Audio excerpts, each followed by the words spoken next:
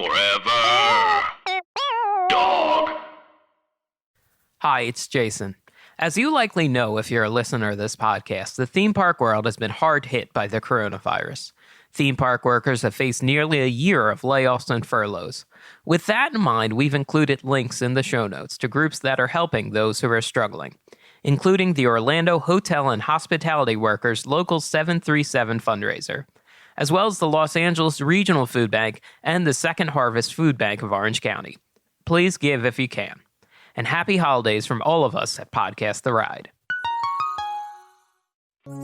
Step right up for a podcast episode like no other, full of marks, looky-loos, and talk of the Chicago World's Fair that for once does not lead to H.H. Holmes's murder castle. Leann Bowen joins us to discuss carnivals on today's thrilling Podcast The Ride.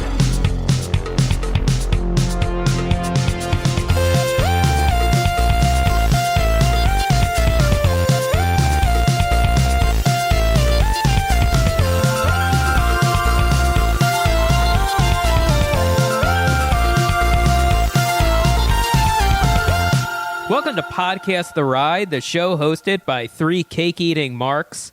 I'm Jason Sheridan, joined as always by Mike Carlson. Yes, I'm here. My name is Mike Carlson, and I am a cake-eating mark. Figurative. I am both figurative and literal cake-eating mark. Scott Gairdner here, of course, as well. Yeah. Am I correct, Jason, that did you also visit a website devoted to carnie lingo? Scott, I visited any number of websites about carnie lingo and reached the point where I'm like, I have to set up to record. I have to tap out at the letter K. I had to tap out because so much of the lingo was making me uncomfortable. Yeah, a lot of it was very upsetting to me. And I don't know if you were looking at the same one as me, but even more upsetting than the lingo itself was the graphic design of the white Comic Sans over just bright blue. It was upsetting to look at, not a visual carnival in the least. Mm-hmm. That is exactly where I ended up. I started on a website with like 12 terms, and I was like, this isn't enough. There has to be more. And be careful what you wish for, because you're really getting to the weeds there. I'm excited about that carnie language because it has so much crossover with pro wrestling slang. Yes, I encountered a lot of that too. So I am a mark. I'm a mark for cake. I ate a cake last week.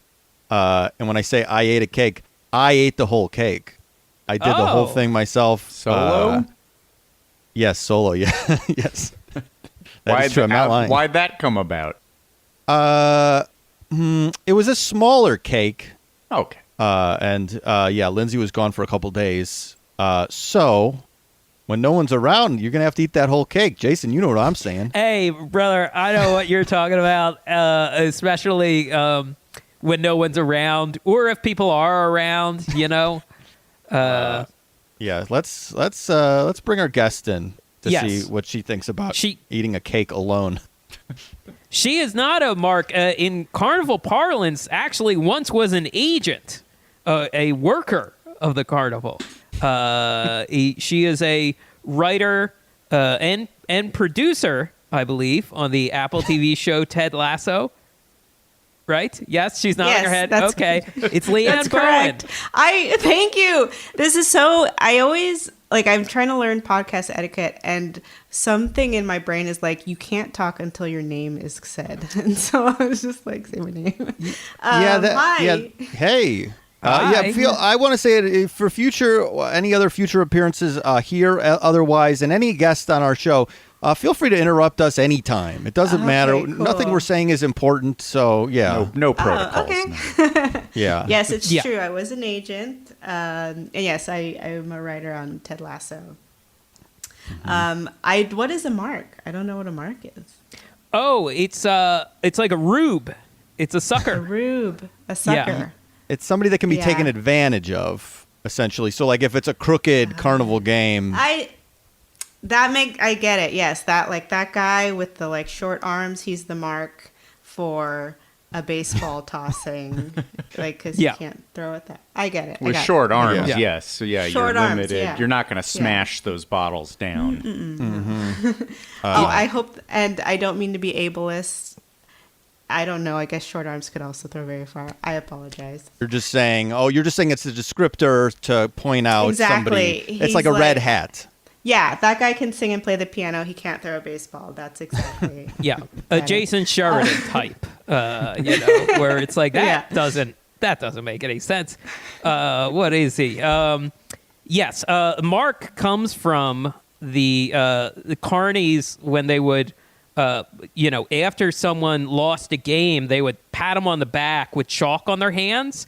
So you would literally look like other workers would look for the marks in the crowd and try to lure them over, like, come here, try this game now, That's amazing. That seems really smart. I will say that's kind of the energy that I could see happening. I didn't see that happening at the carnival, but like they seemed like a very tight knit community, and I could see them having little secret things going on like that.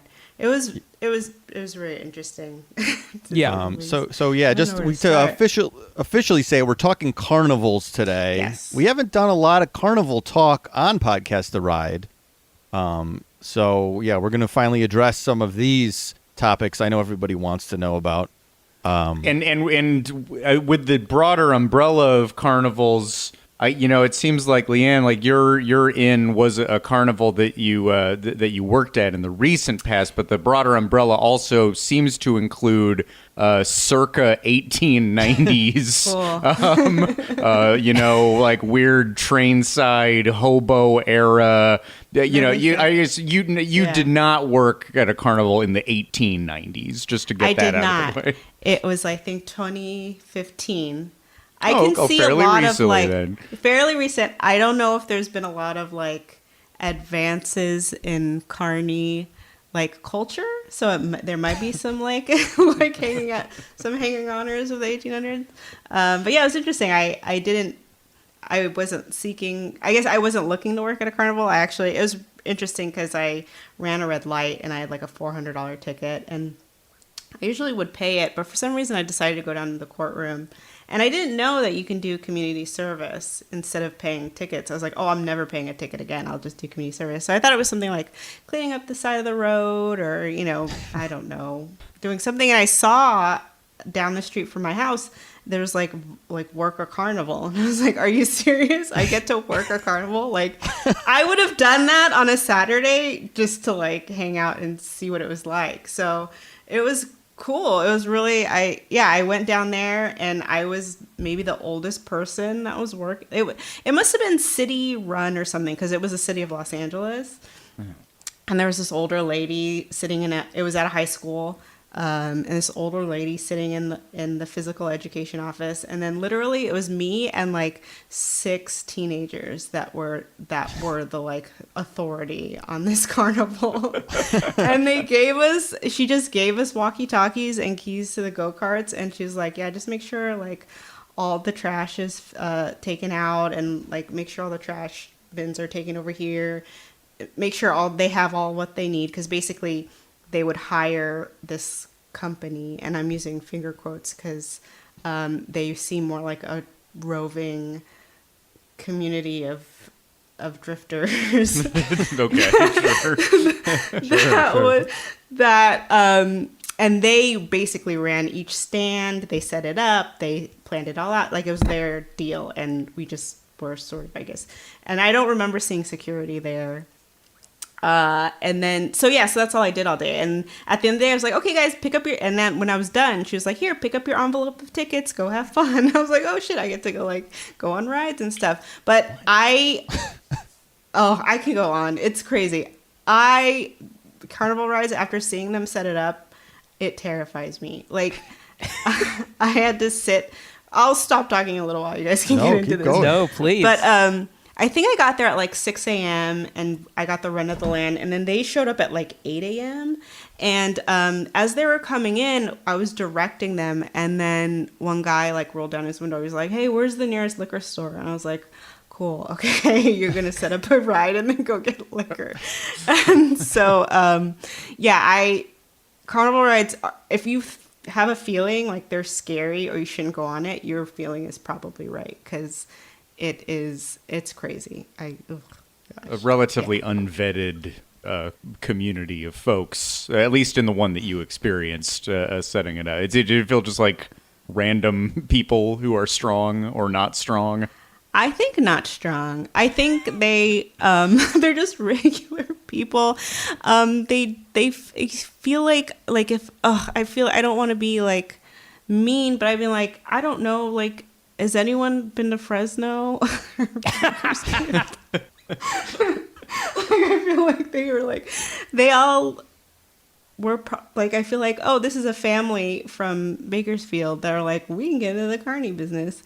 And they have these huge like wrenches that were like the size of my body, and they would set up these big, rides, and then they would just sit at them all day and take tickets, and nothing broke, thank God.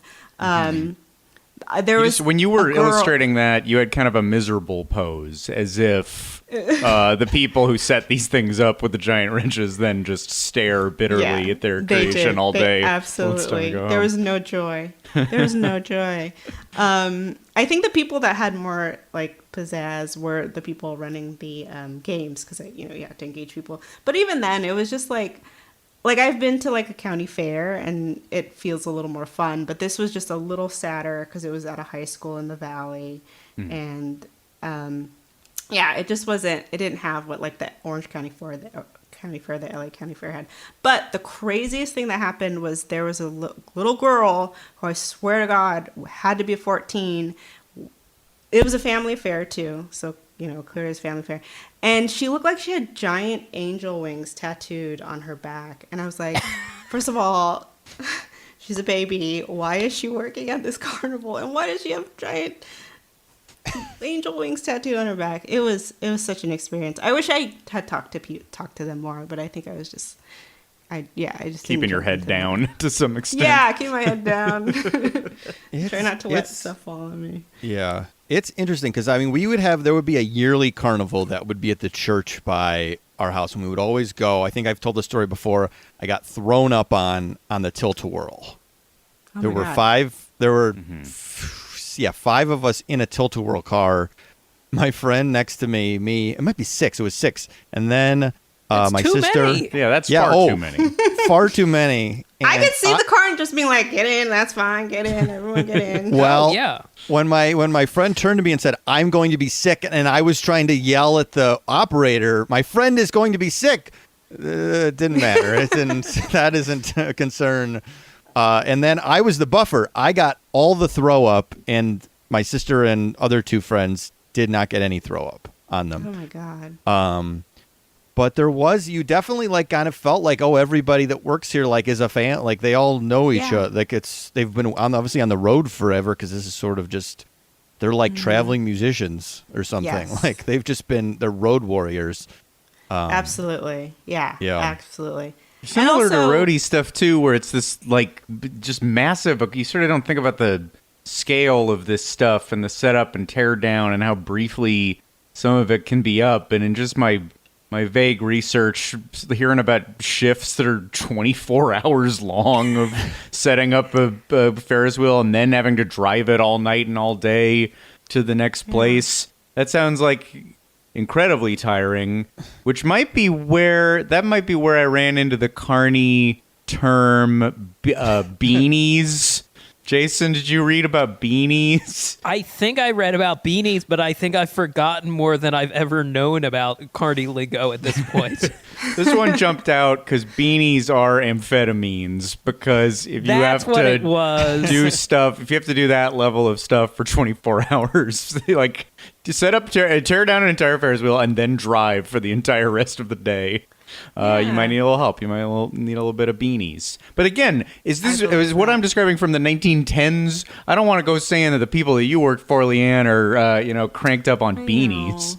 I really hate to like stereotype and like, But it was that. Like, it was exactly that. And that's this is a thing. These are things that happen. And I don't blame them. I guess I would also take beanies if I had to. Absolutely. I'm sure the profit turnover isn't very good, and they're just trying their best. But, yeah, half of them were... I know for sure one guy went to get alcohol before the day started. So there's that. And who knows what else was going on. There would be certain rides, like for whatever reason, I think like setting up a Tilt-A-Whirl. And Tilt-A-Whirl was my favorite carnival ride as a kid. I liked that the best. That one, for whatever reason, seems to like, I'm not as scared by that. But there would also be a ride where they were just hanging swings and you would swing around. And as more that I think about going on that now as an adult, where it's like really just a chain. They just hook a chain to something. Like that to me seems like that can just fly out. How does that not happen more? Where there's like crazy stuff because they're just transporting the stuff. It's like Disneyland stuff. There's always there's been accidents or whatever, but those sit in the same spot forever. Yes, and they're not constantly taken apart and put back together like every few days. I have like pieces of furniture that I've taken apart during like 3 moves, and they're never the same. The entertainment center is not the same as it was when I first put it together. It's just like that's physics, I think. I don't know. I mean, go ahead. Oh yeah, nothing broke. I've always loved the carnival rides that would pop up in parking lots. Like I grew up in the valley, and there was like, yes, here comes one, and I would ride the rides, but nothing has ever broken. But right, yeah, I don't know if you guys have ever gone through like videos and seen videos of like rides that I'm sure you guys have. Like this podcast is probably you guys have dug deep into broken rides. Sure. I saw it. Well, what you end up with a lot of on YouTube is like sensationalist thumbnails that portray some like impossible breakage, like a kid starting to fly towards the sun. That's how high he's going. And you click on it. The sun has a mouth that's about to eat him as well. And you're like, I don't think... You click on it because you're like, I just want to make sure this didn't happen. I think I would have read about this in every newspaper, but then you click on things and they're a little more mild and like, wait, what's the accident? Like it's too blurry to even tell. I guess with this on the way to talk about carnivals, I did see a pretty horrible one where some big thing swung up and then just like slammed back to the ground. But I think here's where I have some hope is that all right, we're talking about carnivals. Let me find out about some grisly carnival accidents. And they weren't that easy to find. It's not as if there are hundreds every year. I don't think that's the case at all. Well, that's very promising. Mm-hmm. It's promising. That's great.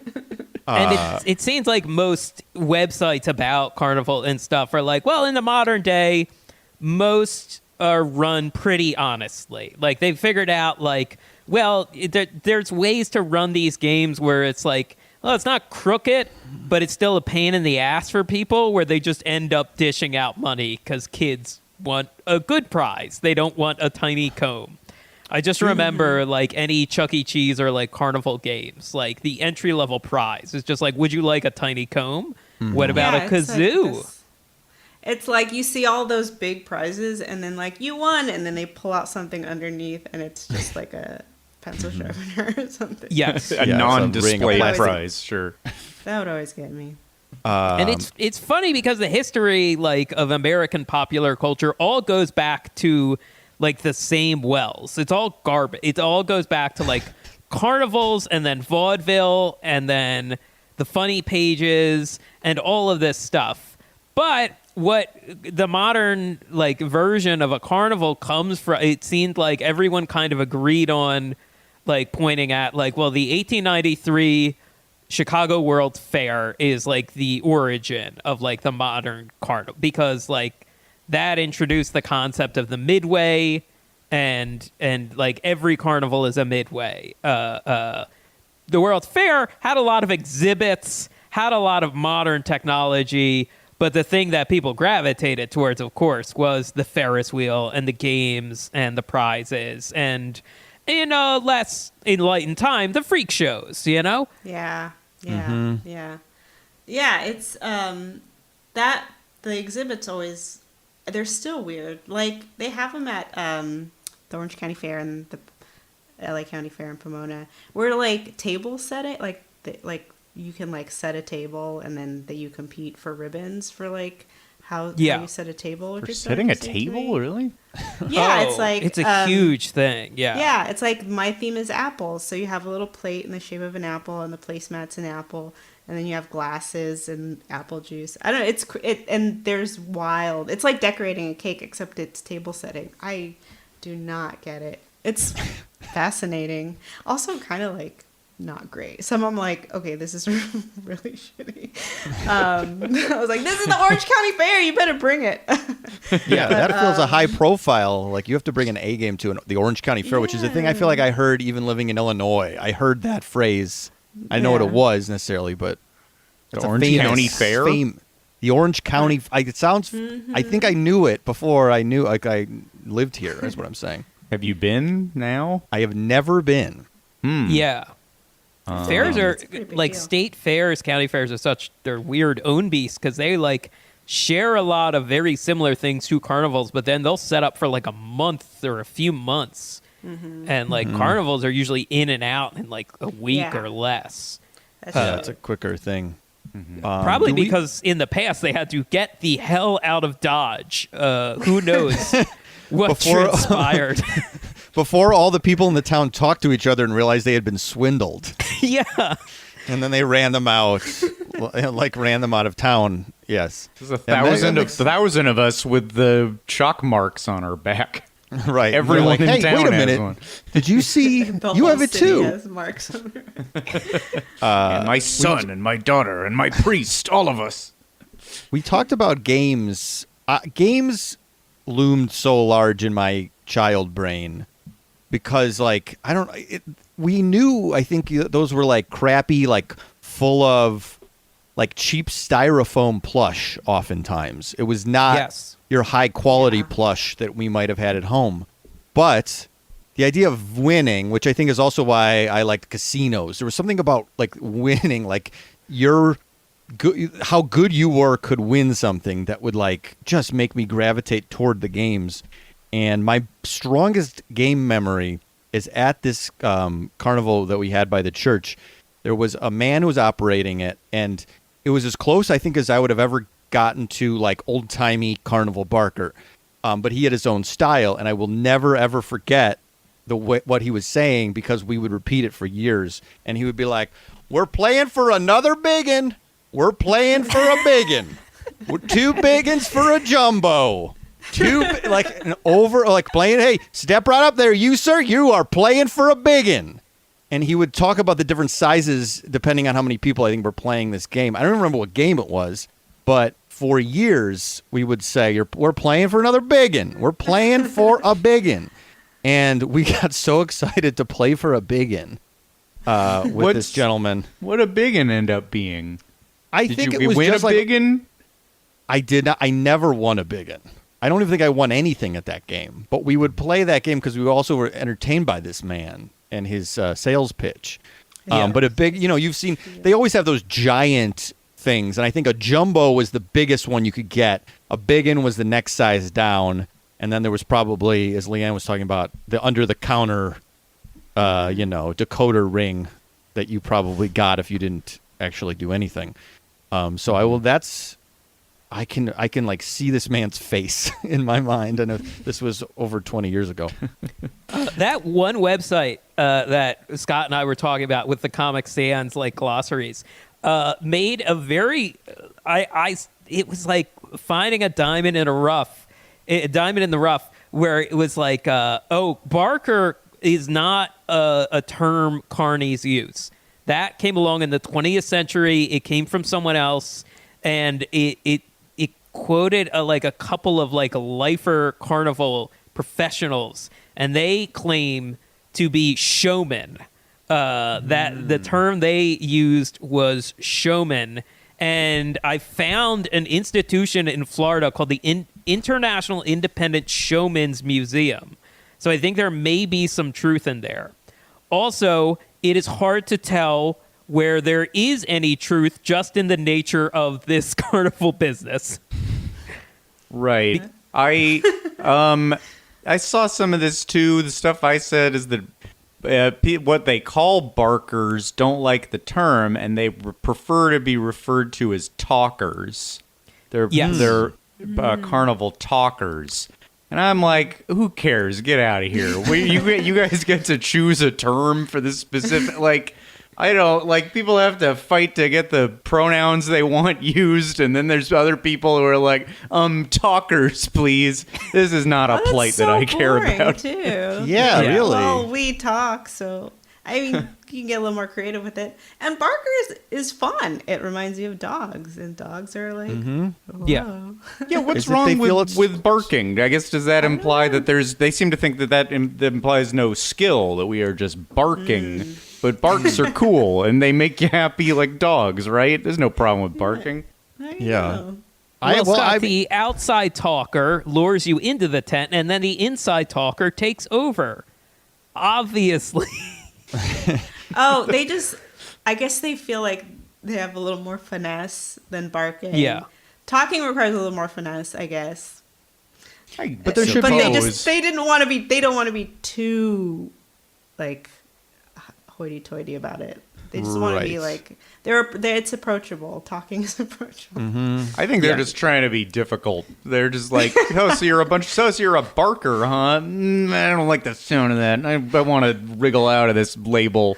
I don't know why, though. The other thing I noticed about just in Googling carnival barker is that like 8 of the top 10 results are people calling Donald Trump a carnival barker. He is less politician and more carnival barker. Or even Michael Bloomberg tweeted, Donald Trump, we know many of the same people in New York. Behind your back, they laugh at you and call you a carnival barking clown. That's not the clown. That's isn't the barker. That's not a thing. Yeah. No, the clowns are silent typically, or often at least, and they would not be they're the person on the inside talking, probably not the. It's this kind of sloppiness in metaphors that I think caused Bloomberg the presidency. It's just and only it's that. The New York elite. They're just not in touch with what the real people know. Well, he immediately insulted the clowns. He lost those votes, and then he insulted carnival professionals. So. Truly.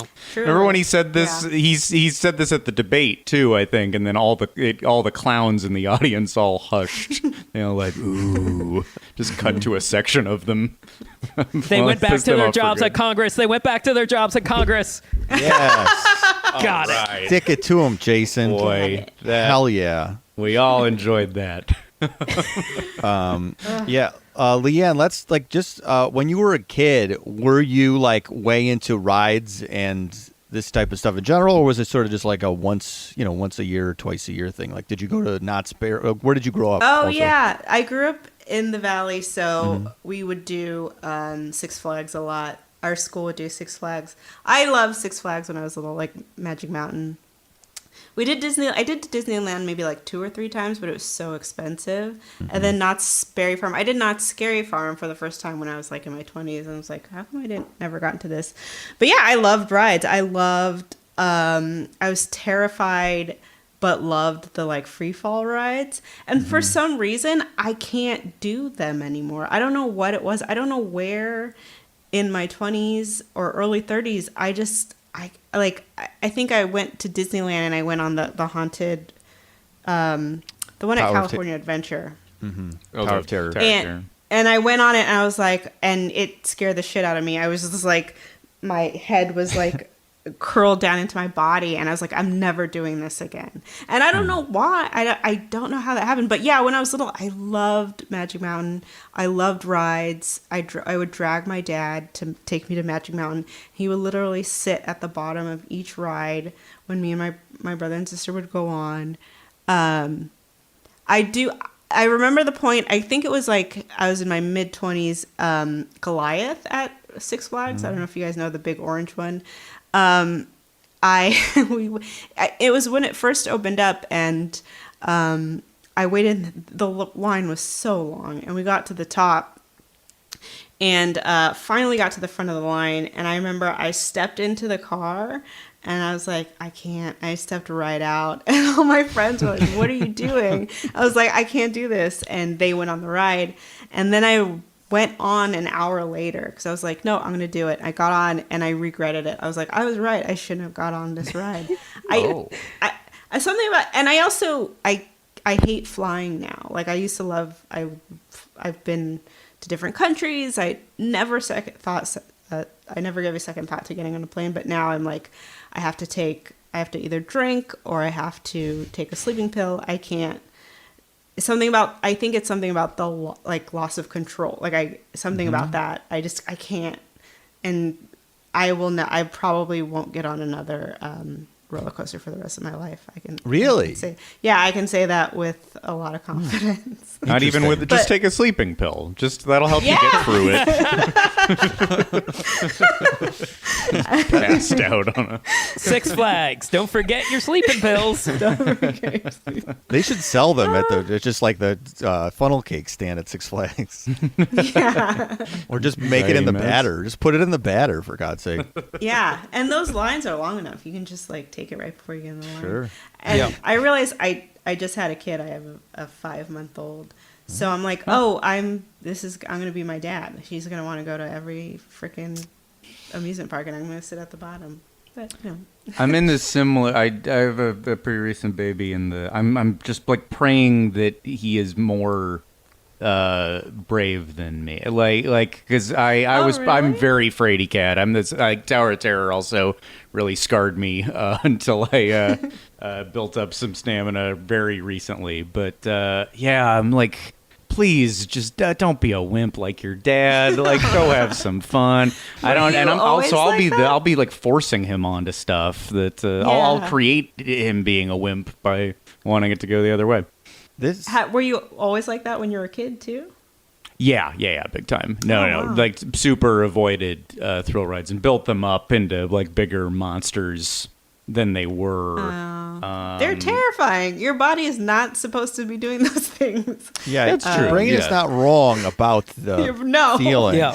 It knows what's going on. You just have to override it, and it depends. We've gotten, I think probably not Jason, but Scott and I have both gotten braver about what we're willing to do since going on this, or since doing this podcast. Mm-hmm. Yeah. It's forced us to be braver. I will say with the flying though, I was bad about flying. There were a couple of years where I was really good about it, and now I am back to bad. To bad. I don't know what happened. Someone recommended to me there's a training school where you can you go through it, you take a class, and then you and the whole class go on a practice flight with these teachers, and they train you to not be afraid of flying. It's crazy. That's interesting. It's really interesting. Yeah. So you take a real commercial flight? You take a real commercial flight, and it's just you. It's like a smaller plane. Like you go from like Southern California to Northern California, and you fly there and you fly back. It's like an hour and an hour, and you pay for the plane ticket. But they teach you the different things about a plane, statistics, turbulence. Like never ever results in a crash. Right. So and there's just all these little things to sort of coping skills, I guess. I always wanted to do that. I just never got around to doing it. It sounds like a future Podcast the Right episode, quite honestly. I was wondering, have you guys gone together to a park or set up a little mic and just like narrate a ride or anything like that? I think that would be fun. Not that. No. Well, I guess a tiny bit, but a little bit. We've done some recording in the park. I think there was a controversy early on. We threw out the idea of recording at City Walk, and I think Jason thought we were going to get arrested if we did that. Yes. So Jason is scared of the City Walk police more than and Scott and I are afraid of the bigger rides. Yeah, no, I've always liked flying and roller coasters and all of that sort of thing. I'm just more scared of like errands and sending an email, laundry, emotional vulnerability, asking for what I want and asking for help. So that's I think everyone has it about some stuff. I just have it about the stupidest things imaginable. These are your mental Goliaths. These are my mental Goliaths. Yeah. Emotional roller coasters. Yeah. emotional roller coaster. Yeah, so if you just combine anxiety, depression, and happy-go-lucky, it just comes out as flippant, and everyone loves it, and you become a comedian. I get that because, like, I have low-grade anxiety and depression, and it was worse when I was in the 20s. And I've always loved horror movies. Like, I've loved just something terrifying me or scaring the shit out of me. And I think it's because it's like gets me out of my head. So maybe that's what roller coasters are for you. I don't know. I'm trying to do horror movies now because I was always scared of the. We've talked about this on the show before. You know, I would go in Blockbuster and I would see, Chucky or Hellraiser, and I would think, oh, these are like literal snuff films where I will watch humans being murdered over and over for 90 minutes or 2 hours. I'll never do it. And I've literally only in my 30s started getting through some of these classics. Yeah. So I'm trying. I like look for new movies. Like I've searched for movies that I haven't. I feel like I've seen every paranormal type of horror movie ever made, and I'm constantly searching Netflix or looking up lists, and it's like an addiction. Sure. But you said you had done Not Scary Farm. In general, do you now like haunted houses and stuff more, or like horror nights, that type of thing? I do. I like horror nights. I like when it's a really scary one. Like, I like when it's like. I remember them saying like the Universal Studio one, they might touch you, and I was like, oh my god, I have to go, I have to do it, like I have to do it. And I remember doing one, and it was pretty scary, but no one like touched me, so I was like, oh shit. But yeah. So that stuff. Thrill. I do think there's a lot to that, and as far as like, that's such a it's like a safe place to like excise your fear, that anxiety that we all feel just living. Yes, I think that's what it is. But I feel like roller coasters, you can still die. It's like you can. A step too far. Sure. Yeah. That's true. I mean, I think so much of liking theme parks as much as we do, it's still pretty controlled. Everything is about, control, and we're not like Mission Impossible 2, Tom. We're not rock climbing. None of us do that. We don't do like real things. We like a simulated experience of like really dangerous things. I don't want to really go in a haunted house.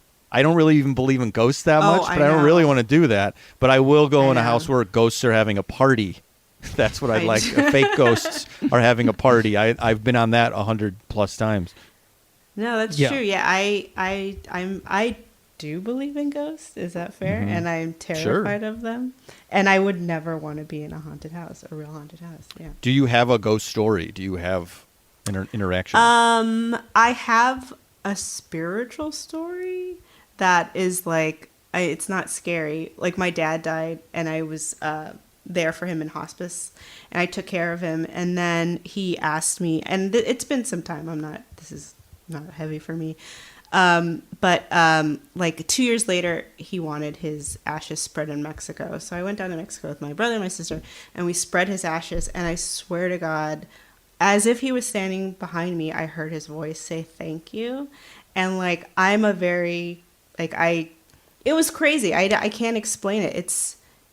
It sounded like his voice existed in the physical world. I don't know. I can't explain it. I don't know.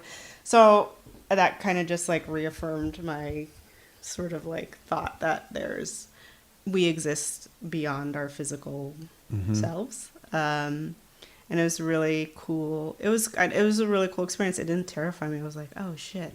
And it was like, I'm kind of like, oh, cool. So when I die, something cool is going to happen. So, and I was in an improv class once, and I was telling the story, and the girl across from me was like, the same thing happened to me. And she was like, my dad died. And I was like, after he died, I was watching home videos, sitting on my bed alone. No one else was there. And I popped in a tape, and she was about to press eject. And then she heard her dad's voice say, no, you want to watch this one. And it was... Yeah, and I was like, we were just like, oh my God, it's so crazy. And then she said she watched the video and it was just her dad on a log, like in a lake, like walking. Cool. And she said she said it was very uneventful and she didn't understand why that one.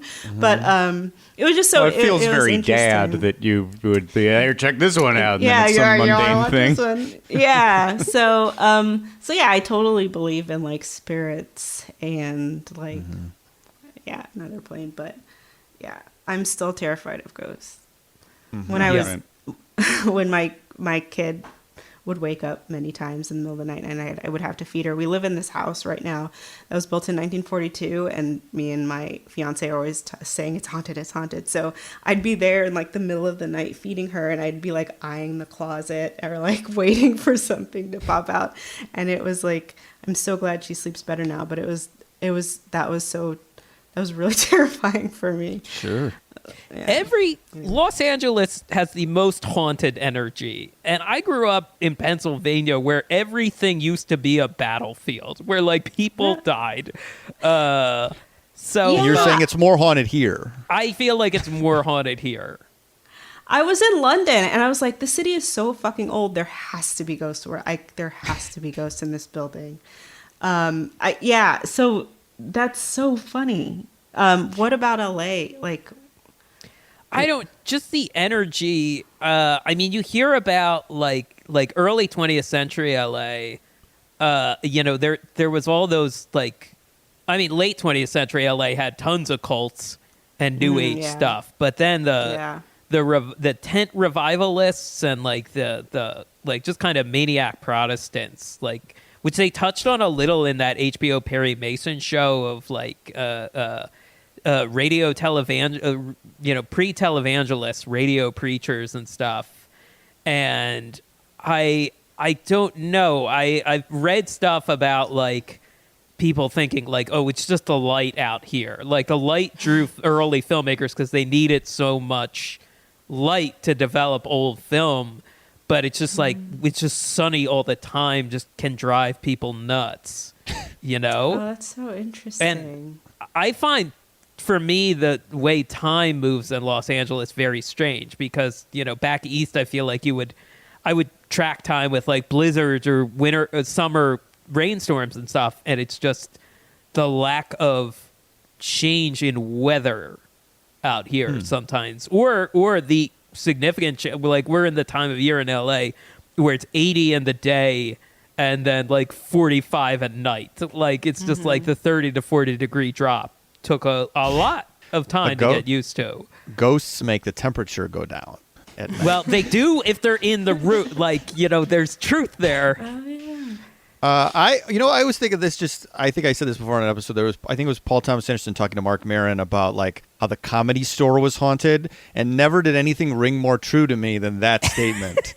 Because I was like, the Comedy Store is haunted. If you've ever been in there, it's scarier than any haunted house. Probably. There's just that bad energy there. Yeah. And that's why everybody mythologizes it. So like, oh, we get the store and like we came up through the store, and it's because you were probably like literally fighting ghosts and spirits there. And that makes the neon Carlson sign is going to come to life and chomp you. It's like the opening of the cartoon Ghostbusters, where like signs are coming to life, and it's all just the Jay Leno's name strangles you. It flies off the wall and strangles you. All the signatures, all their spirits. The signatures are all haunted. They're all anthropomorphic signatures that come to life. And they will, That's Pauly Shore, of course. He grew up there, so he's been haunted his whole life. Mitzi, everybody, the whole family. Yeah. So, are there any podcasts where you can hear about Mitzi and Polly in the store? I wonder if that's ever been discussed on a podcast before. Probably not. Probably Silence not. of the Brick Wall We might be the Brotherhood, first. We should get them all on. I've never heard it before. Let's talk. What is everyone's favorite carnival ride? I love the Tilt-A-Whirl. I mean, Tilt-A-Whirls you can find at fairs and at like more smaller amusement parks and stuff. Guys, which one's the Tilt-A-Whirl? I actually don't know. What? Same. Why is that What? so? Who cares? That's She's not so allowed insane.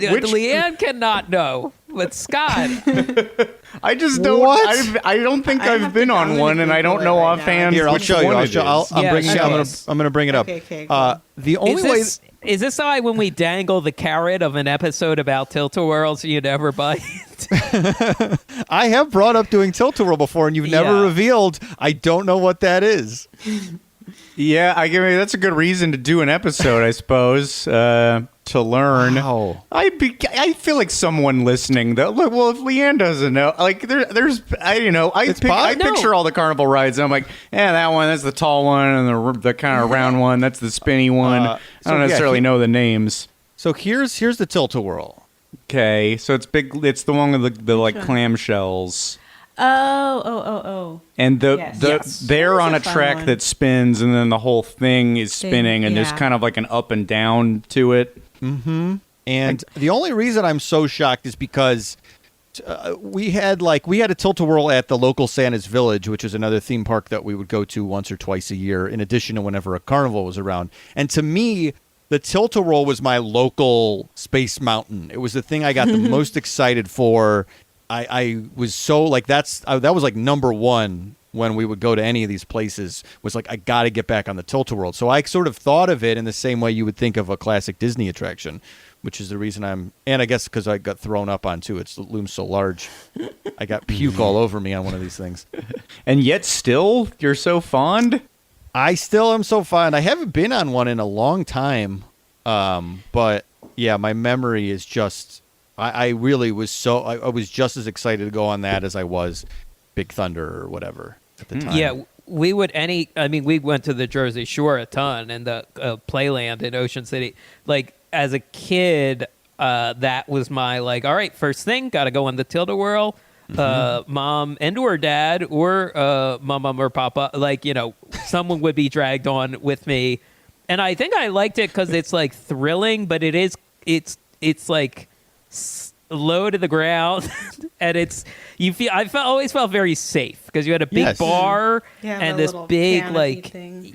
the canopy, and so like it was thrilling, but it took me a little while when I was young to build up to roller coasters. But I always liked the sensation of the Tilt-A-Whirl, and I always liked doing it. Did Mama and Papa like it? Oh, they loved it. I mean, there's a million pictures of us when I go back to the shore. When we go down the shore now, when I go back to visit, one of them is going on the Tilt-A-Whirl with. Who liked it more, Mama or Papa? Huh? Mama or Papa? Well, they're dead now. I've just never heard you say those words. As Those are your parents grandparents. before. Yeah, my Oh, mother's grandparents parents are Mama and Papa. Oh, Wait, yes. say No, it. Spell it out for me. M-O-M. Oh. M-O-M. Or, Mum. Oh, it's I thought it was ending with an A. Okay, Mum. Oh, Right. no. This isn't. Yeah, no. This is the grandparents. Well, it was to distinguish. They were Mama and Papa, and then my dad's parents were Grandma, and Grandpop. I don't know how Grandpop ended up the most normal one, but to distinguish between the one set of grandparents and the other. Mm-hmm. Pup. Is there a switch there? No, it's P-O-P, P-O-P. Okay, all right. Pop. Yeah. Just getting clarity. Do you like podcasts? I'm going to answer for you. You do. You're listening to one now. And if you like podcasts, then you'll love Stitcher. The all-new Stitcher is the easiest way to discover and listen to podcasts for free across iOS and Android. It's podcast listening made simple, the way it should be. Stitcher is home to all your favorite podcasts, from classics like My Favorite Murder and How Did This Get Made, to new hit shows like Double Threat, and of course, your favorite, the biggest hit show in all the land podcast, The Ride. With Stitcher, you can listen to your podcast anytime, anywhere. You could be listening at your desk on our revamped web player or on your phone. Podcast The Ride, your favorite hit show, has never sounded better. So give the all-new Stitcher a try. Download it in the App Store or at stitcherapp.com/ride, R-I-D-E, as in podcast The Ride, the biggest hit show. Let's get back to that now. Okay. And I guess now I have Tilt-A-Whirl clarity as well. I don't think I've ever been on a Tilt-A-Whirl, y'all. Wow, I guess really? am I missing out I've big been. time? Leann, you have? first It's thing pretty was fun. Yeah, the it's fun. I vaccine. like that. I like the tilting part of it actually, because you kind of Mm-hmm. like go back and forth like that. Yeah, I think it feels safe. I would say, yeah, if you're afraid of heights, it's fine. I don't think it's too crazy. I think it's fun. Yeah, that's. a Oh, good I'm not. one. It's not a scared issue. I just think I just have not. Have I not been in front of one? Have I just passed by them and not chosen it? I don't know. Wow, so you don't even remember coming across a tilt-a-whirl. I'm sure I've been in the vicinity of one and just not made a point of it. Okay, let me ask you this then, Scott. Have you been in the vicinity of this ride, which I'm assuming aesthetically you're going to love? The Gravitron. That was one of my favorite ones. There's that version, and then there's the version that's like open and it's just like a cage, and you would just Yes. spin around. Yeah, that's one of my two favorites. I have never been on a Gravitron. Yeah, I've Okay. not So either. That's- so Gravitron is when I got a little older, when I graduated to a more intense experience, because I was very freaked out by the idea of the Gravitron. And in case you don't know what it is, it's basically like a big flying saucer, at least this version is, where you go inside and it's completely enclosed, and it spins around really fast and pins you to the wall. So it's going for a couple minutes. I mean, maybe it was 90 seconds. It It's felt like like what, forever. And Yeah, you it's could like- basically turn, like as if you could turn upside down on the wall, basically, because the force was pushing you so aggressively. And yeah, you would just have fun on and the then wall. And those little pads would like slide up. Like in this picture you pulled up, this woman is like near the roof, and like her body is spread across two pads. That was so fun. And we would try to like lift our arms up off the wall to see if you can counter that centrifugal force. It was really the fun. gravity. This I'm is the- concerned yeah, about this is some the of the open. ceilings I'm seeing, though. Yeah. Partially for filth, partially for just big metal bars. There's things that look like spikes. I mean, probably you're not ending up at that part of the ceiling. Like you're staying close to the No. wall, but I have Yeah. my safety concerns about this one big time. I don't think. Yeah, I'm you're getting not on a strapped Gravitron. in. That one is really But crazy. aesthetically, Scott, all of these. Oh, it's fantastic. It's like ELO Oh, album yeah, covers. really good. I like them very much. Yes. Yeah. But if I don't go on it, I just get to look. That's the way I win, is just looking at a Gravitron. Would you go, Scott? Would you go on a Gravitron right now? You mean just in like bored, quarantine-addled state? Like, am I worn down enough Well, to get on a Gravitron? Not I would say if it's quarantine, I wouldn't go in a enclosed space with a bunch of people where it's spinning around. But Sure. say we all have either a vaccine or a Regeneron coursing through our veins. Would you go on a Gravitron if you came across it? I guess so. Is there nothing else to do? There's a tilt-a-whirl. Would you I'd do give it? the Tilt-a-Whirl first, I'd say. Let me sweeten the pot. Papa Scott, will you take little Jason on the Gravitron for the first time? Well, I guess if I'm helping make somebody a man, then can't resist that. I'm going to do my part. And then we'll take you on the Tilt-a-Whirl. Oh, if we can get a picture of the three of us on a Tilt-a-Whirl together, vaccine coursing through our veins. I mean, Vaccine coursing. that's It got might to help be stir it up. It'll make it more effective. help, It's like a yes. centrifuge in a science Whoa. lab, but giant. I'm sorry, but there's a picture to the far left, and it's titled "How to Win at Gravitron," and this guy is standing. How? How is Oh, that? yeah, he's possible? completely 90 degrees from all the other folks on it. Wow. Yeah, I don't know. fascinating. He's now he probably works there, and he's been doing this, and his legs are incredibly strong. This is like the super pro indoor skydivers. How when us rubes, us marks were waiting to indoor skydive, and then you're watching the guys who work there super showing off. yeah. Right. I had a So there's friend who- Gravitron pros out there. Right. Leann, what Oh, were you saying? used rides.com, $120,000. You can get a Gravitron. Wow, we Well, should buy a Gravitron. It's cheaper than a mouse. I have some. I actually have some related to this. The possibility of buying attractions, I came across some fun stuff because, one thing I like to do with various topics is go to eBay, type in the topic of the episode or some other anything else tangential, and look for price highest first to see how crazily high we can get and what's some of the weird stuff up at the top. And I did a little bit of that. I just put in Carnival on eBay, and that was it. And I found a bunch of stuff. I'll share the screen here. If we're interested in starting our own carnival, if we feel like we want to, prove ourselves more, work with our hand, prove that we're, able-bodied and start touring the country, I think it'd be pretty easy for us to just buy a couple of carnival rides because you just go on eBay and for only $1 million, there's all these bizarre listings. Almost all of them are not exactly $1 million, but $999,900. They bring it a little bit down just to not get you to that seventh digit. But here we got like a big, I don't know what to call out of these. There's a swing one. There's a drop ride. We could buy a drop ride for $1 million. Yeah. And the strange thing about them, when you click on all of these, they all have kind of big, like, unseemly titles that go on and on that all end with "We Finance," and then every one of them, it says item location is in Delano, Minnesota, but then if you dig further into the seller, it is clearly a Chinese company.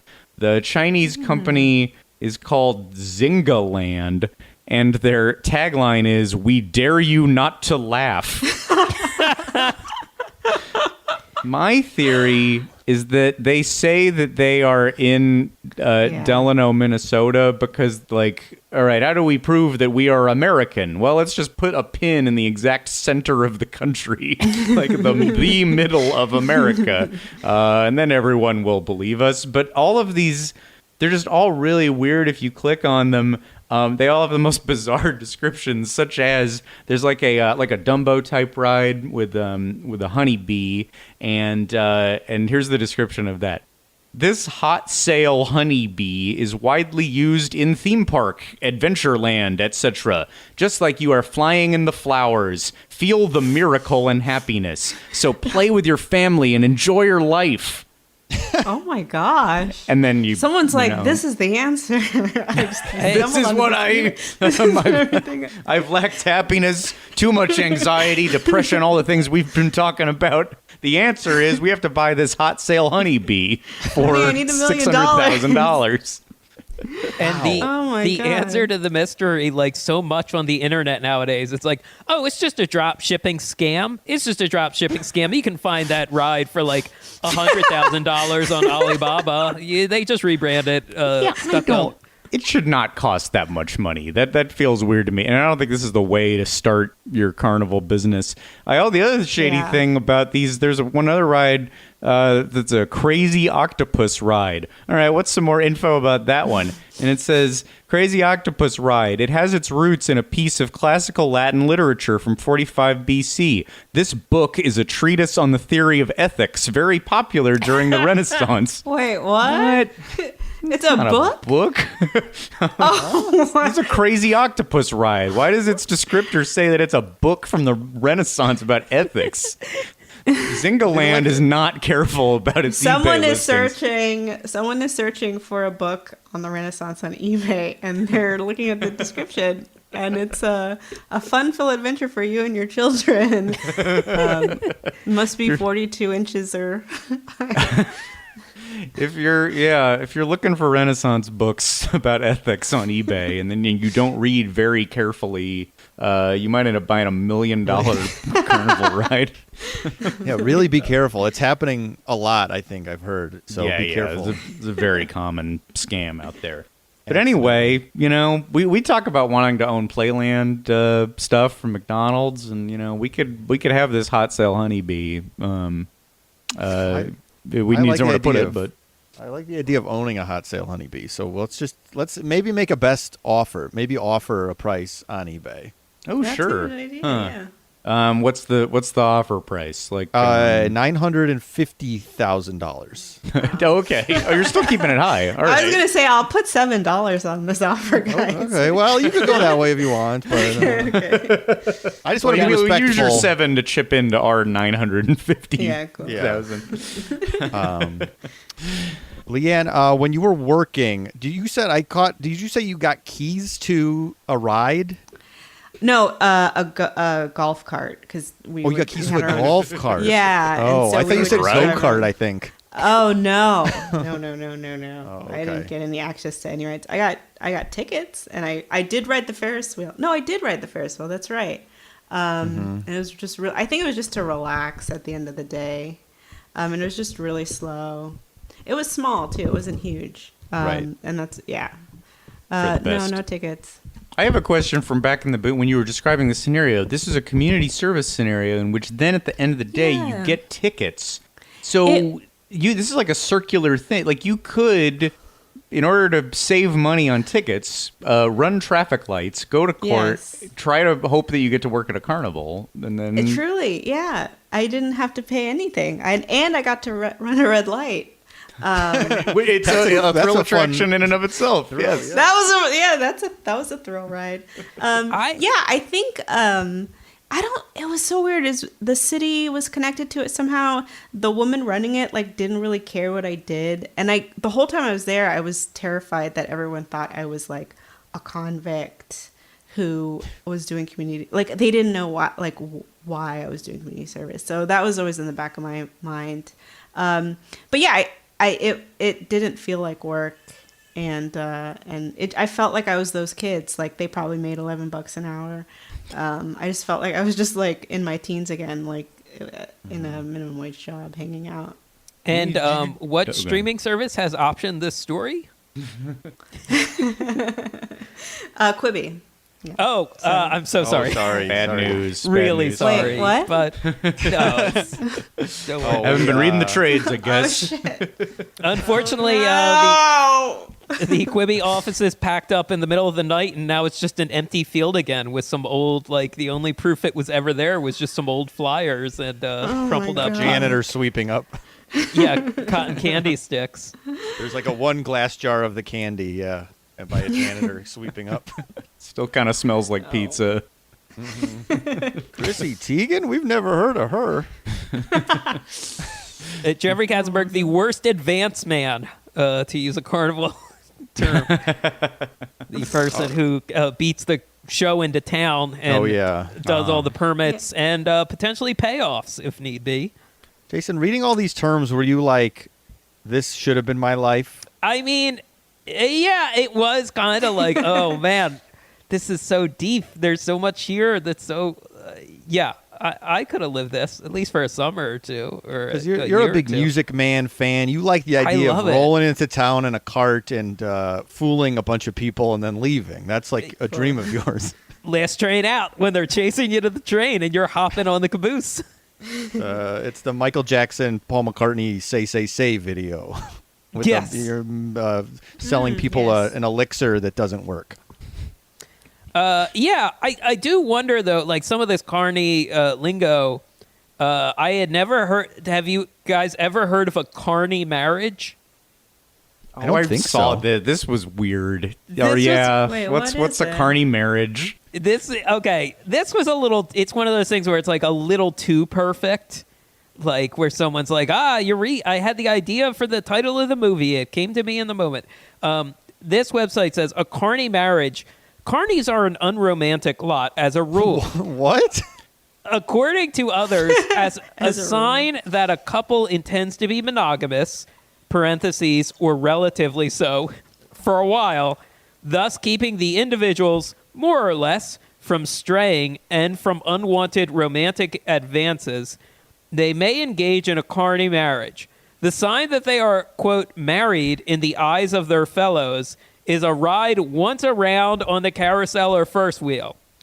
A divorce is less formal, sometimes with a ride turning in the other direction, but more often at the end of the season or when both parties just say, to hell with it. Wait. That's crazy. But that also makes me think that they're just all fucking all the time, and they're like, "Wait a minute, guys, we're monogamous." Oh yeah. So, I mean, get on the ride. You could probably. Honestly, I had never thought about that, but that makes, of course, too much sense. That there's just a whole we're 15 people and we're all married to each other. Yeah. And also you, the guests. Once you buy a ticket, you are married to us for the night. You are married to us, and it's going to be a great 3 days. It's going to be a great Part of long this weekend. carny marriage. No. marriage. Why are we? People are mad about the phrase. I don't know. I'm not a barker. That's an offensive term, barker. But what do you feel about carnie? Oh yeah, love it. I'm a carnie. I'm one of the carnies, and I'll engage in a carnie marriage. You'd think that would be the offensive term, if any, right? Well, Right. but we're in a field where people are still mad about sketch versus skit, So who are we to judge? Skit, yes, skits. I sure Skit is- am. Don't demean what I do with Don't demean. skits. If your parent says skit, they're an idiot. They're out of here. Get out. It's a sketch. Matt Matt Besser makes sketches.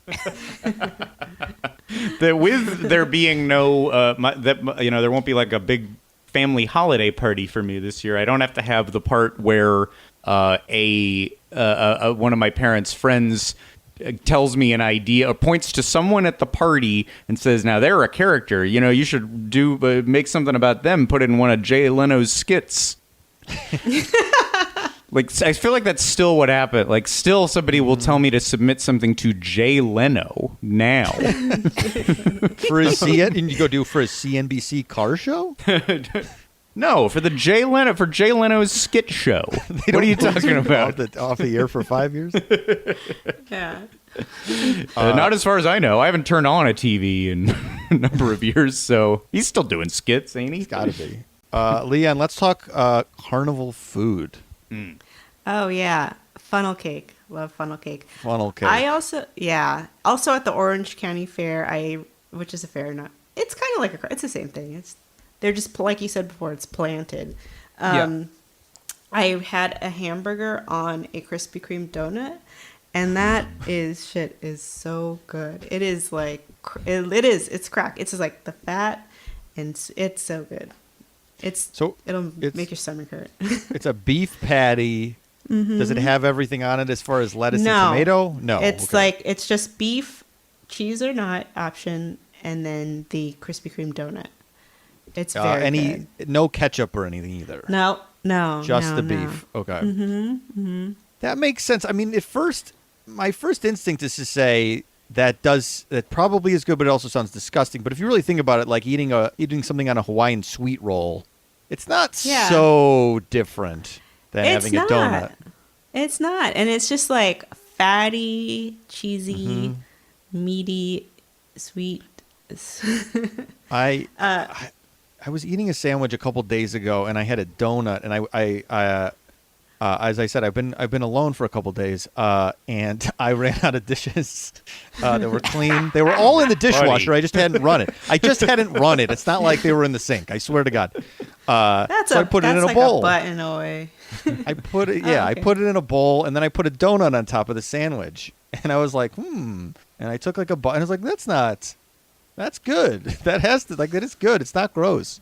It's gross, but it's good. It's weird. It's weirdly good. It just hits all of the everything on your tongue. That's this is crack. I love it. I like funnel cake and then I recently started trying fried things. I'd never tried it, and it's fried Oreos or fried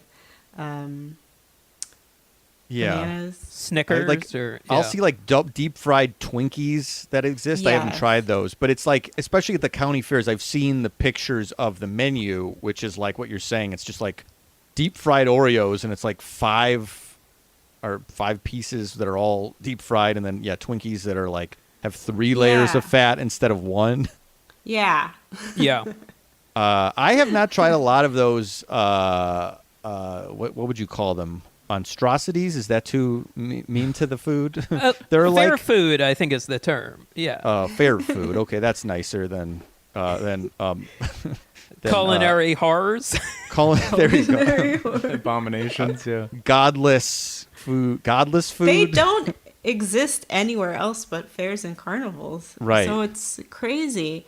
The deep fried Oreos, I think, are a little genius because it gets soggy, and so it's just like having a donut with just like chocolate and frosting in the middle. So it doesn't. Right. The Oreo is gone, and it's just like a chocolatey frosty donut. Mm-hmm. Yeah. That's I mean, the tasty. best executions of Oreos are you dip it in milk or like you pulverize it into ice cream. So, changing I it hate in some Oreos. way. I know. I actually hate Oreos. Is that right? Really? People don't like Oreos just as they Oreos- come? They're so gross. Like the cookie part is so dry. The frosting is good. Yeah, I don't know. I like the vanilla Oreos, but not chocolate Oreos. Interesting. I guess I've heard that opinion. I'm fine with cookies for whatever reason. I like Oreo. Oh. I like Oreos in general, but I don't have them a lot. I do think I probably like the double stuff Oreos better because the frosting is my favorite part. Yeah. You're gonna think I'm insane. I've done the thin ones where you get less cream. I'm not saying I prefer that, but I've chosen. I'd try that. I I'm not feel against like that. having the thin ones. Yeah, I think the can't. thing it's I an couldn't. interesting. I could never. I like They don't them taste dry, like chocolate either. but- It's just Yeah, like, they're what is not- that they're not flavor? chocolate. It's true. It's some other thing. It's like It's some a fakey, bitter, dry. chalky. I guess I don't deny any of this. I just don't mind it for whatever reason. It's comforting Fair. though because you had them as kids. That's sort of maybe Yeah. what a lot of Yeah. people. Jason is still a milk and ice cream cookie dunker, which I am not. Milk. Wait. You dunk cookies in milk, Yeah, I'll And do you it do with that- soy but you do milk it- or almond milk or but regular you do milk. it like once a week. I eat cookies most days. Yeah. Right, but I'm saying like that to me feels like you still regularly dip cookies in milk. Yes, correct. Well, how many hours ago did you do it? Is what I'm asking. I haven't done it in a while. I ate ice cream last night, but not a lot because it was cold. So I was getting cold, even colder eating the well, ice cream. the spirits were out last night. They were in the ice cream. But I would dunk. I guess we really actually didn't even dunk cookies in milk a lot when I was a kid. So I guess I didn't even have that as part of a ritual. Yeah. I don't do it that often, but I understand the appeal of it. Oreos are much better dipped in milk because it gets softer, so you get it gets a little squishy. I get it, but I don't seek out a glass of milk as soon as I have a cookie in my hand. I just eat the, and it's eat the also cookie. look, I'm giving Jason some grief, but honestly, like, is it that much different than having like Lucky Charms cereal? Like, it's just a bunch of candy. It's just candy soaking in milk. Do you do that, Mike? Have you been having Lucky Charms? I will say I had a big box of Fruity Pebbles a couple weeks ago. Yes, my breakfast was Fruity Pebbles with banana. So Today? yeah, 2 hours ago. Yes, they were on Nice. sale at You Rhode. eat dessert all day, every day. I know. Yeah. Oh, How are you both not just like hulking creatures? That's what I'm impressed that Yeah, you don't just swell up. I'm 6'3". I walk a lot, and I often forget to eat other meals. I just feel like, I feel like garbage. It's like, it's dinner time. I forgot lunch. I had the Lucky Charms and only water. When I was young, I was never allowed to have those. I was so jealous of people who had those cereals. Like I'd go to friends' houses and open their cupboards. And so I think the closest I got to sugar cereal was like Corn Pops. And to this day, I don't know if I've ever had Lucky Charms. I don't think I've Interesting. ever had it. Yeah. I I'm wonder not if sure it's- I have either. This is another one of those tilt-a-whirls. I'm not sure that I have eaten Fruity Pebbles or Scott- Lucky Charms. Maybe either. Yeah. Your co-hosts are just going to give you the best fucking day of your life when this is all done. As soon as COVID's over. Tilt-a-whirl. Here, stuff it Lucky in. Charms. Here, handful. Go. Lucky Charms, Fruity Pebbles, milk. Have you had Trix? I think so. I've had tricks, yes. You think so? This is shocking.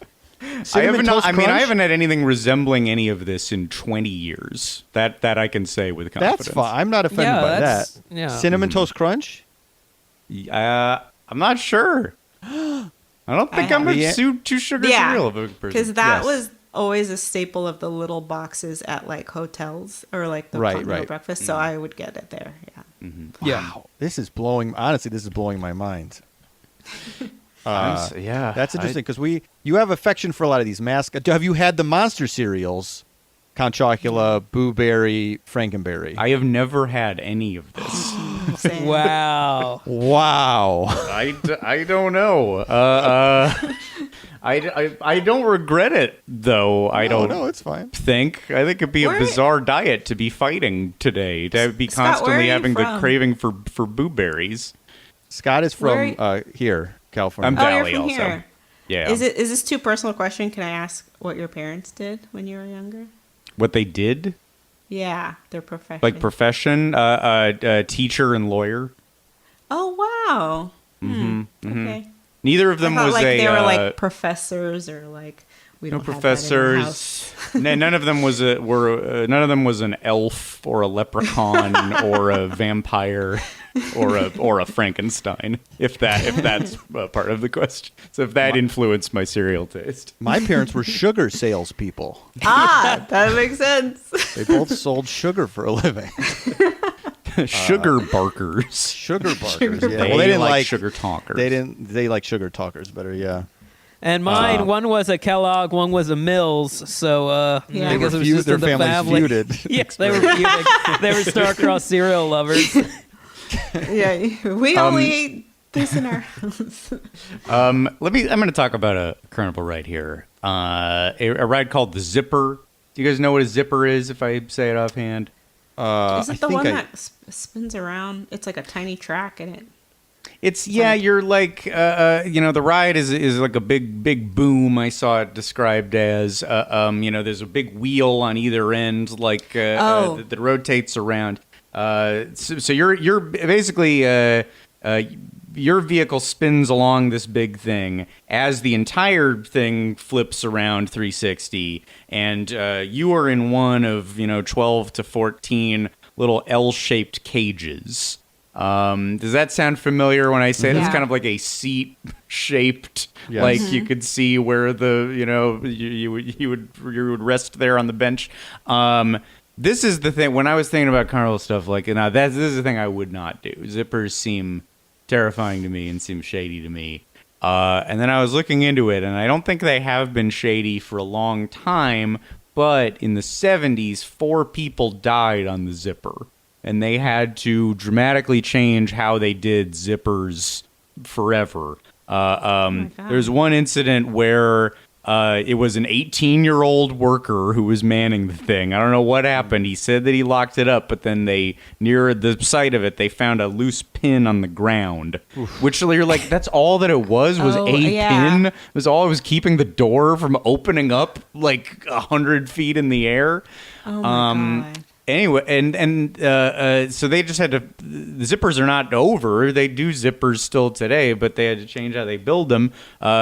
Jason, I don't know if you grew up with aware of a congressman named Bud Schuster, kind of an old battle axe in Pennsylvania. He tried to start a motion to ban zippers, and it didn't work. He didn't. Zippers were not banned. Jason, do you know him? I don't know him, no.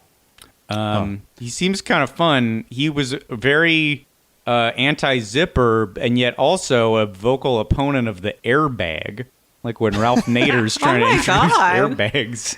I don't understand. That seems like Confusing priorities. Yeah. That's baffling.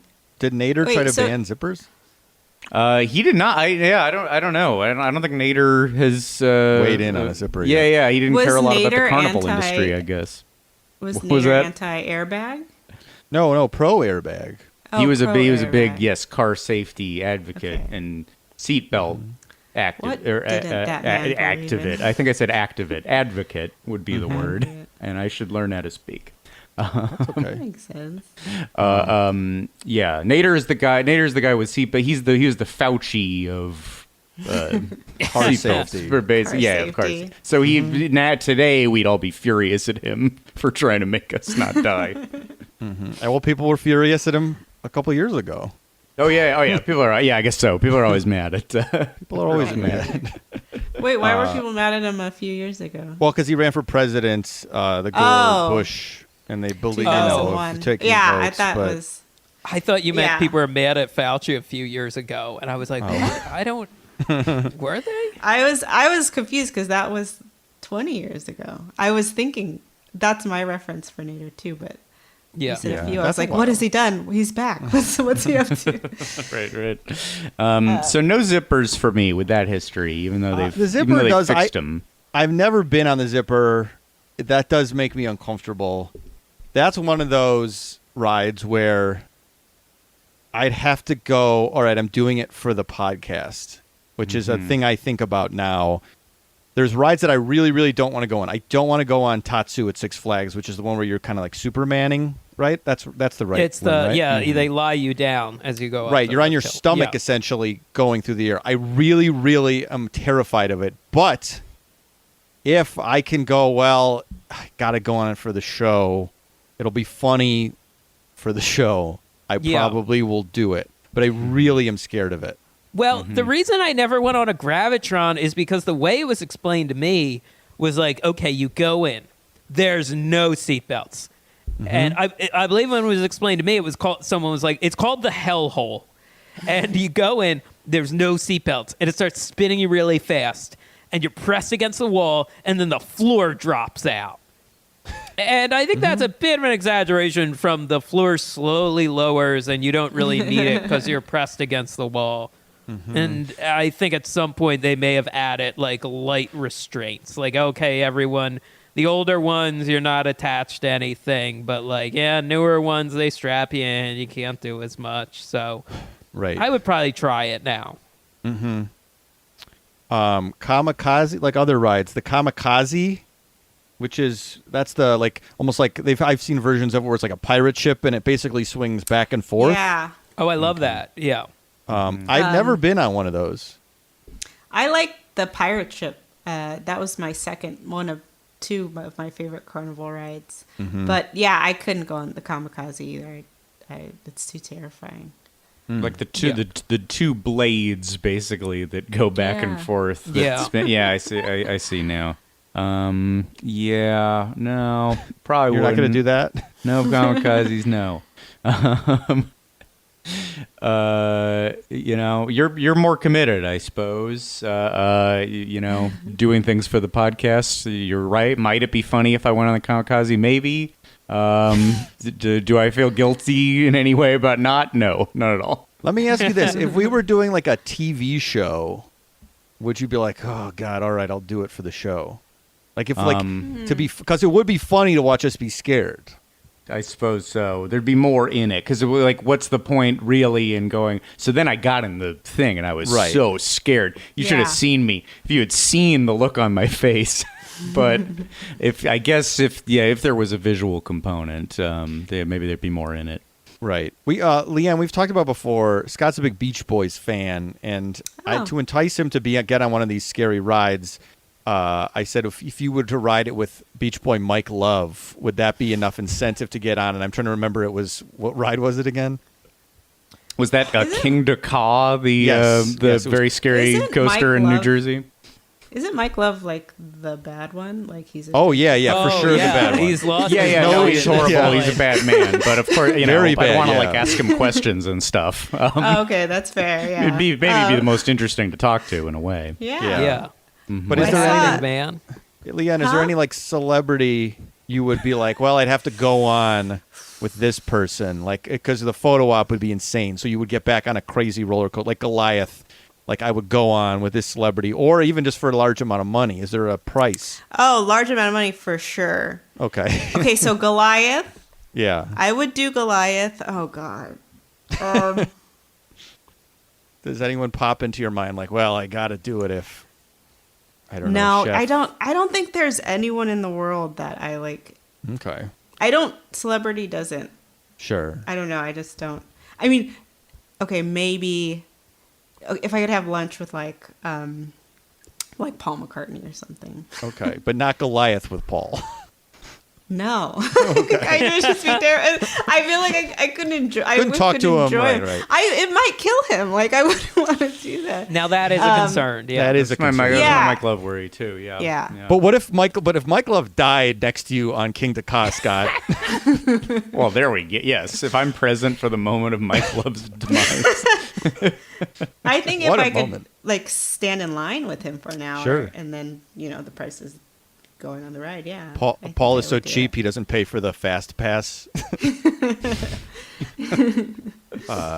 Okay, I like that question because I try to gauge exactly what the fear is.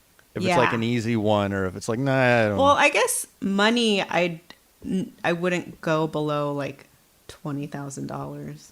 Okay, wow. That's that fear is strong. Yeah. Yeah. I'm trying to think what other bumper cars at the carnival. Oh yeah. What do we like bumper cars? Because I feel like I always like the idea of it, but it was never a satisfying experience.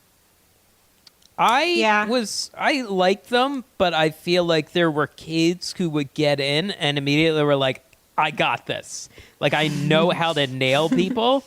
And I feel like every now and then, like there were some very slow moving. I liked like the when I was younger, the really little ones, because you can't do too much damage. But I feel like I got nailed a number of times at like some of the bigger, faster ones. Yes. Oh, and there's some where you're only supposed to go one direction, and I fucked that up as a kid once. Like you're supposed to go around an area, and I had never encountered that. I had always encountered like the big open ones. And like started immediately going the wrong way, and everyone started yelling at me. So that was an unpleasant experience. Yeah, Leann, were you gonna say something? I liked it because like it was uneventful. I feel and anticlimactic, but it was fun that like you and like 6 friends could be in like a same space together. Rather than I just felt like that was the best part. Like you could look across and be like, oh yeah, that's my friend. I'm gonna go get you. Right. It felt like a little more. Yeah, you could like. It felt like you had a lot of freedom too, but you really didn't have too much. And then I think I was in Jason's boat where I would just get like nailed constantly. Like I wasn't doing any of the aggressive stuff. I was just getting hit over and over again. Yeah. I think as long as we got no sparks, like I don't want to see like large physical sparks. Yeah. That's where it gets shady. Isn't that how they operated? Like there'd be like a pole that would touch the top, and it would just like Yeah. Across. Is that still just what it is? Like at a more elevated park, like a Knott's? Is it just, or are we just sparking up? Is that how it still works? I think there's different versions of it because I remember there was sort of and I really should look into it, but it was only there in my hometown. There was like a big building, and all of a sudden just this like carnival opened up inside of it. I think they were going for a Chuck E. Cheese thing, but it was just like a big empty warehouse, and they set up a bunch of games in there. And there wasn't like a ceiling on their bumper cars, and whatever the gentleman carnie who was working it would hop on the back of the cars while you were riding. Oh my god! Which was scary, very scary. But there was no ceiling, there was no sparks in that version. So I wonder if there's a couple different. I mean, I guess we'll probably get into it when we eventually do bumper car episode. But there's another podcast that we sort of have a feud with that kind of specializes in bumper cars. So I don't know. Is it really? The bumper car boys are our enemies. I've never looked into it, but they talk about like they don't care about Disney or Universal or the big good one. They talk about bumper cars like 85% of the episodes. Just really like give a big finger to everything that we like, and that's why they're our enemies. Yeah. So this episode in general might be we're gonna get their ire. That we're even like infringing on their territory at all. But we're allowed to talk about whatever we want. Right, we can do it. So yeah, I think there's a variety of ways. Yeah, the bumper car mechanism can work. That'd be another good. It's always that narrow space. It is like a floor of an office building, and if they are looking for something to do with the former Quibi office, it's converting it into the big old bumper car. Yeah. Just make that ceiling electric. Yeah, that'd be easy enough. So yeah, I'm not a huge fan of bumper cars, but again, I like the idea of it. Yeah, go-karts I like the idea of more. Although I've never actually been go-karting. Oh, I went once in Vegas. It was pretty. It was fine. I guess I think it'd be more fun when I was younger and I didn't drive a car. Sure. And I was like, yeah, like cool, I get to do this. But when you get in, it's just like this little like cart, and you just drive around a track, and you can't like bump it. You can't do what you can do with bumper cars. It's right. You can't run red lights. You're living dangerously on the real road. Real live, yeah. Yeah. I was like, I could take my car 80 miles per hour at that little bumper car. Sure. Yeah, what haven't we talked about? There's there's the ring of fire. That's the where it sort of just like gains momentum in a big loop until it spins all the way around. But it's really unnerving, like because it does like right before it does the full one, it like is almost there and then hangs for a little bit. I think you know what bugs me about a lot of them, and I'd put Zipper in the Sand Ring of Fire, is the resemblance to cages. Just that it's not a fun cage like Casey Jr. Cage. I don't find them fun because of the like. It's just such small, inescapable. It's like the lots of little triangles kind of cage, and then the cage is going to do a thing that kind of upsets my body. I'm in a mobile cage. It's going to upset me. And that's what a lot of these things feel like to me. It feels like maybe like the last ride on the Zipper before the carnival leaves town. They just say, keep the doors locked. All the people get stuck in there, and then they take them to the next town and then train them to be carnies against them. Oh, they like brainwash them along the way. Yeah. Right. Oh, God. All the cars are pumped full of like audio gas. teaching them carnie language. They're just like reciting that dictionary, that glossary that Jason read. Yeah. We're playing for another biggin. We're big in Orlando. It's just like this hypnotic kind of thing that draws you in. Oh. Two biggins Now for that's a a good jumbo. barker. Yeah.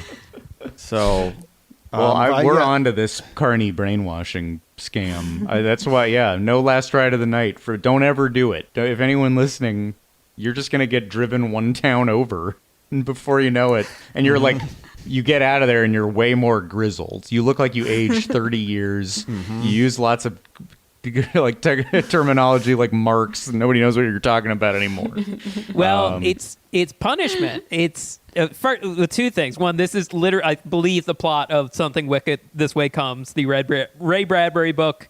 I think a very old Jason Robards was in the movie version. And two, I bet the people that they do that to are two of my favorite phrases I came across in the glossary: lot lice and looky-loos.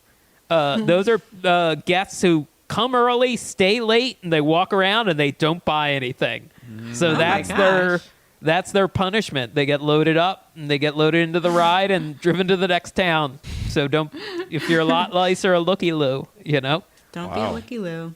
don't be a They just developed 30 ways to show their disdain for everybody who comes to their carnival. Yes, that's right. all of this stuff, all of this American entertainment, and I think like they had fun fairs in the UK, but all this stuff started just to be tricks. Everything was just a trick. Everything. Yeah, was it's just to to try to fool swindle you. people. Yeah, Right. It was just like total.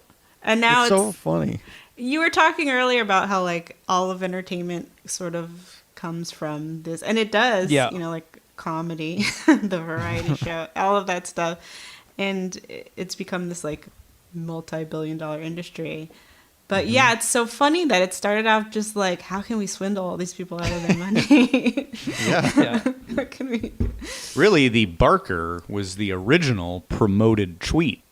Think about that. Think about that for all the rest of the week until our next episode comes out. Step I think right it's a up. really Step profound right statement. up. See the monolith that appeared in Utah and now in Romania. What is this monolith? Huh? Yeah, it's all the same thing. Any final thoughts, memories? Anyone's got? Oh yes, or details about your brief carnie experience. Do you miss any of the 18-year-olds? Have you kept in touch? No, I don't. And I don't. I really didn't even think about it until Jason reached out to me.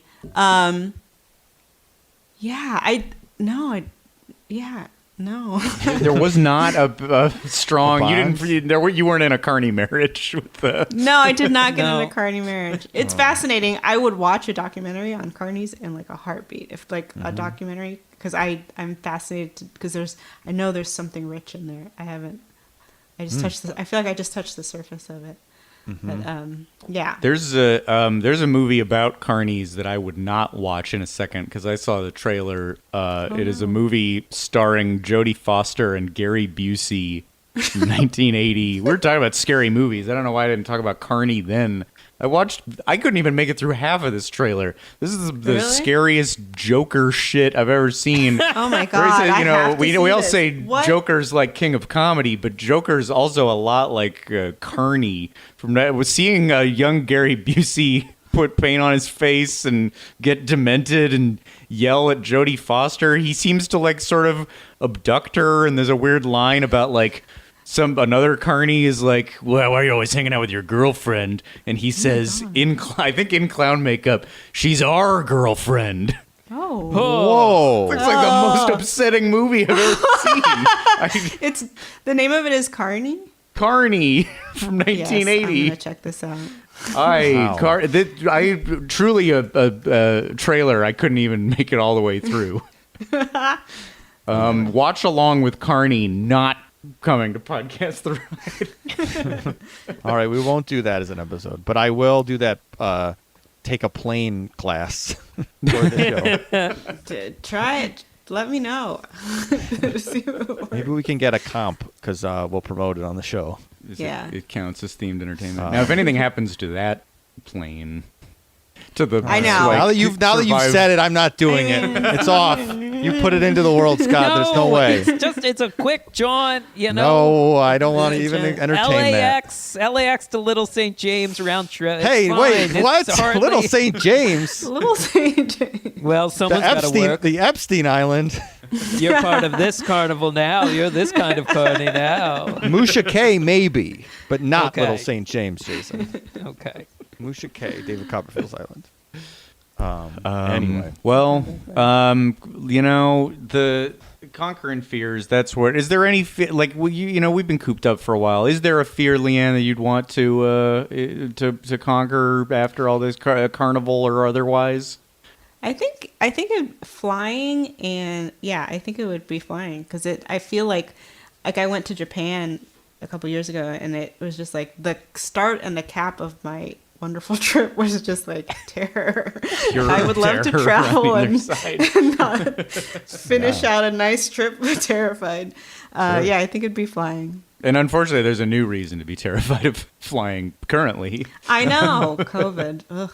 Yeah, that's correct. Hey, look, it's perfectly safe, according to studies commissioned by the airlineindustry.com. That's right. Yeah.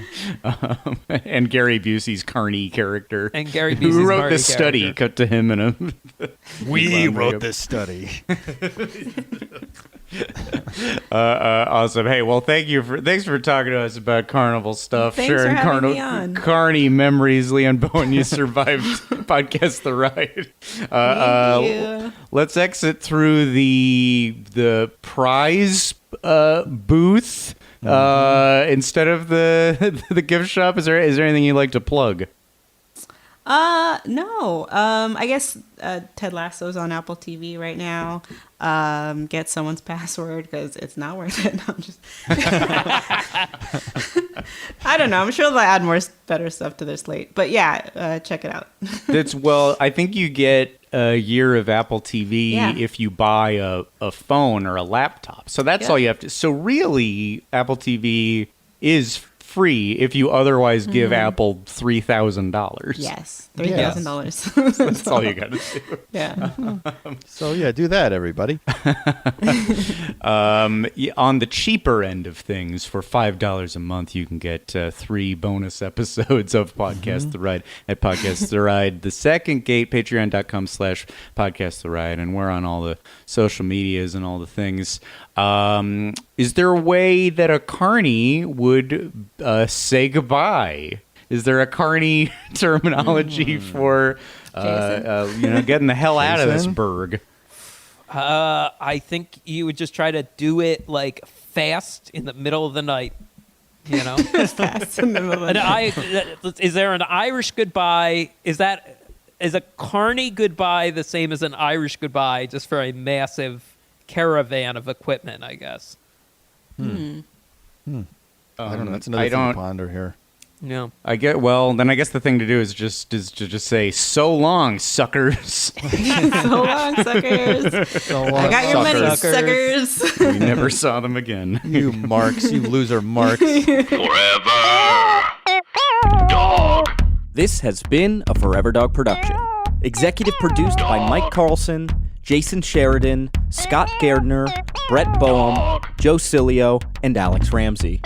For more original podcasts, please visit foreverdogpodcasts.com and subscribe to our shows on Apple Podcasts, Spotify, or wherever you get your podcasts. Keep up with the latest Forever Dog news by following us on Twitter and Instagram @ForeverDogTeam and liking our page on Facebook.